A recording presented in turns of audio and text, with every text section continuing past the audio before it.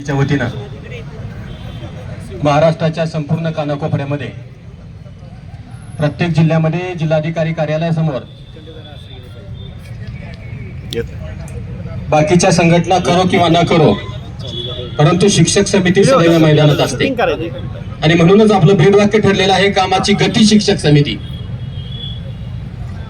शाळेमध्ये 365 दिवस सुंदर अशा प्रकारचं काम करत असताना, विद्यार्थी त्याचं काम करत असताना जिथं जिथं शिक्षण क्षेत्रावरती शिक्षकावरती अन्याय होतोय, त्या अन्यायाविरोधात पेटून उठण्याची भूमिका सदैव कोण घेत असेल तर ती शिक्षक समिती घेते.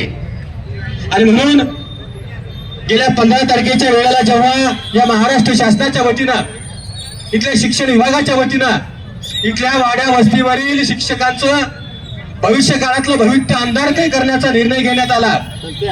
वाड्या वस्तीवरती शिकणाऱ्या, ग्रामीण भागामध्ये खेड्यापाड्यामध्ये शिकणाऱ्या विद्यार्थ्याचं भवितव्य अडांतरी करण्याचा निर्णय घेण्यात आला आणि नवीन पटनिश्चितीचं काळा कायद्याचं धोरण अवलंबण्यात आलं.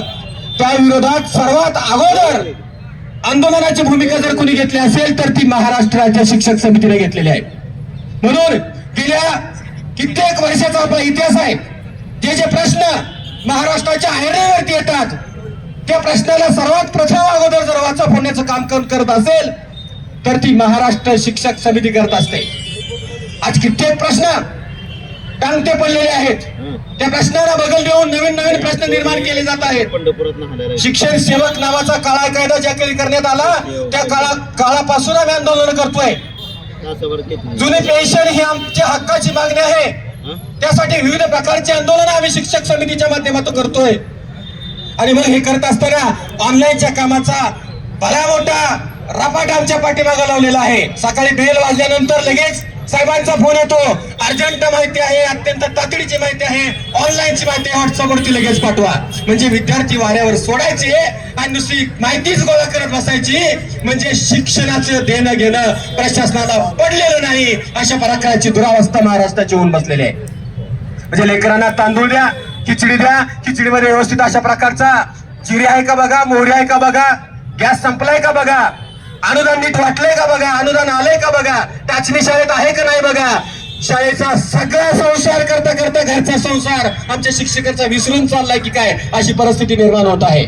आणि म्हणून शासनाने या ठरवलेल्या नियमानुसार 1ली ते 5वी पर्यंत जर 20 फटापेक्षा जर कमी विद्यार्थी असतील तर तिथे शिक्षक टाकायचे नाहीत. जुना असाच कायदा केलेला होता. 20 फटाच्या आतल्या शाळांसाठी रिटायर शिक्षकांना तिथे पाठवायचं किंवा मानधन तत्वावरती कुणाला तरी पाठवायचं. अरे रिटायर झालेली माणसं, त्यांची कामाची ताकद कमी झालेली आहे, त्यांना म्हणून आपण सर्वांनी शासनाने सेवा निवृत्त केलेला आहे. आणि मग अशीच माणसं पुन्हा एकदा तुम्ही शिक्षण क्षेत्रामध्ये आणत असाल तर तुम्हाला शिक्षण क्षेत्रातल्या गुणवत्तेशी देणं घेणं काय पडले. अर्थ असा होतोय की आजार रेड्याला झालेला आहे, इंजेक्शन मात्र पाकळीला दिलं जातंय, अशा प्रकारची शासनाची अवस्था झालेली आहे.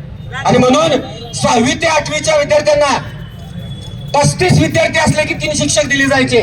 आता नवीन काळा कायदा आलाय की 20 पोरं असतील, 20 पेक्षा कमी असतील तर तुम्हाला शिक्षक दिला जाणार नाही. मग त्या 20 पोरांनी शाळेमध्ये येऊन काय गोट्या खेळत बसायचे का? मग तुमचा शिक्षण हक्क कायदा गेला कुठं?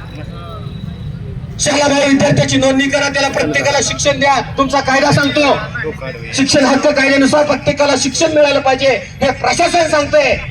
मग जर 15 मुलं शाळेमध्ये असतील तर त्यांना शिकवण्याची जबाबदारी नेमकी कुणाची आहे, हा ज्वलंत प्रश्न निर्माण झालेला आहे. आणि म्हणून आज पंढरपूर तालुक्यातून, महाराष्ट्राच्या कानाकोपऱ्यातून, सोलापूर जिल्ह्याच्या प्रत्येक तालुक्यामधून या ठिकाणी सर्व शिक्षक बांधव आलेले आहेत. उपस्थित सर्व नेते मंडळीच्या वतीनं सर्वांचं स्वागत करतो. हा प्रश्न आज नाही सुटला तर भविष्य काळामध्ये अजून तीव्र आंदोलन करूया, एवढीच या निमित्तानं ग्वाही देतो आणि माझ्या 2 शब्द संपवतो. जय हिंद, जय शिक्षक समिती.